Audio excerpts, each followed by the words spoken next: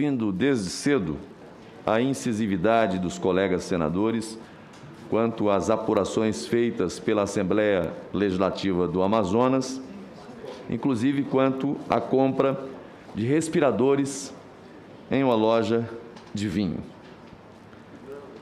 Corretíssima a preocupação desta CPI, porque se trata de investigar a aplicação de recursos federais, independentemente de que estado seja, inclusive o estado do Amazonas. Mas quero rememorar aqui que não houve a mesma incisividade para investigar o escândalo envolvendo o consórcio Nordeste.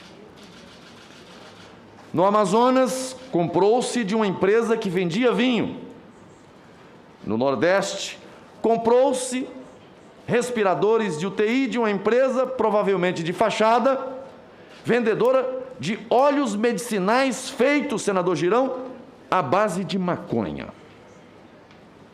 Pagou-se quase 50 milhões de reais e não se recebeu um respirador sequer.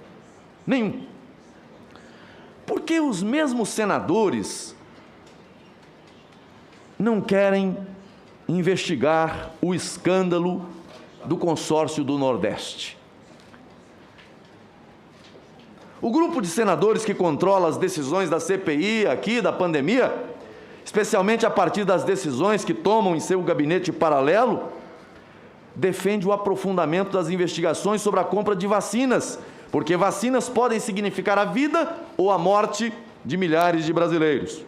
Eu também defendo toda a investigação relativa aos processos de compra de vacinas. Toda e qualquer vacina, sem exceção. Mas a falta de respiradores comprados, caro Eduardo Braga, e pagos pelo consórcio Nordeste, não pode significar também a vida ou a morte de muitos brasileiros nordestinos? A falta de leitos de UTIs, pelo desvios de recursos, também não causou a morte de muitos brasileiros? E os recursos desviados na construção de hospitais de campanha, que foram instalados com estrutura precária, não conseguiram atender adequadamente e depois ainda foram fechados prematuramente? E os milhões que não chegaram ao povo brasileiro através de medicamentos e ficaram perdidos nos caminhos da corrupção? Eles também não poderiam ter ajudado a salvar a vida de muitos brasileiros? Será que os desmandos relacionados à compra de testes da Covid-19 que não foram feitos também não poderiam ter contribuído para diagnósticos mais precisos e o salvamento de vida de brasileiros?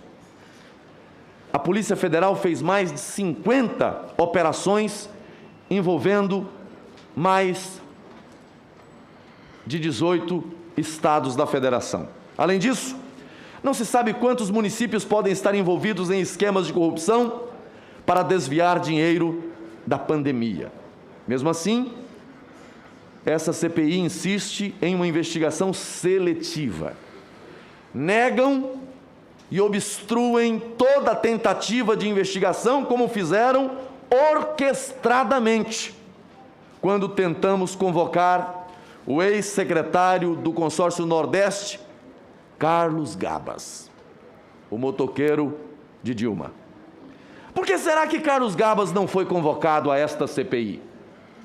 Carlos Eduardo Gabas é filiado ao Partido dos Trabalhadores, foi ministro nos governos Lula e Dilma, mas por que a CPI não quer investigar o escândalo do consórcio Nordeste?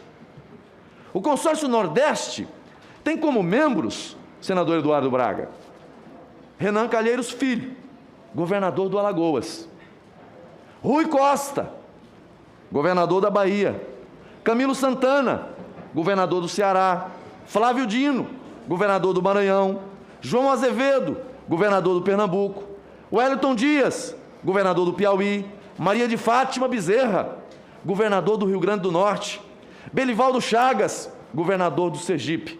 Mas por que mesmo a CPI não quer investigar o consórcio Nordeste?